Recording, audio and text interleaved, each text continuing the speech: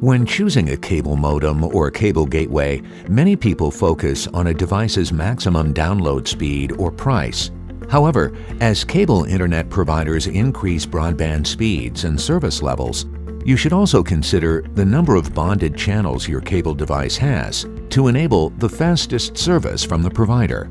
For example, a 340 megabits per second cable modem using 8x4 channel bonding is not approved for Time Warner Cable's fastest speed tiers of 200 and 300 megabits per second because they require 16x4 channel bonding or higher. What is channel bonding? Channel bonding is a way of aggregating downstream and upstream channels to deliver faster broadband speeds, both to and from your home. With channel bonding, the more channels you have, the better. 16 downstream and 4 upstream channels is fast, while 24x8 is faster.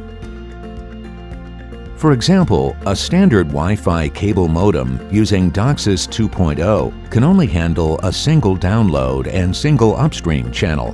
When there's congestion during peak usage hours on your provider's network, download speed will be limited to what's available per channel.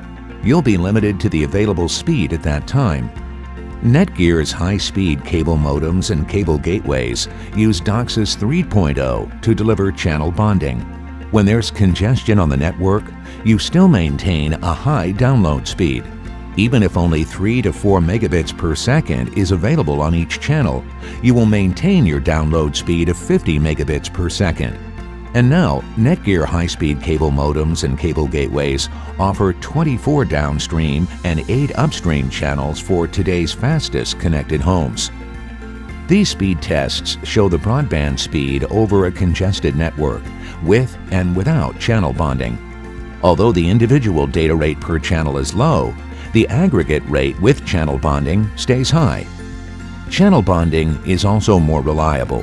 If a channel goes down, you will maintain a high download speed.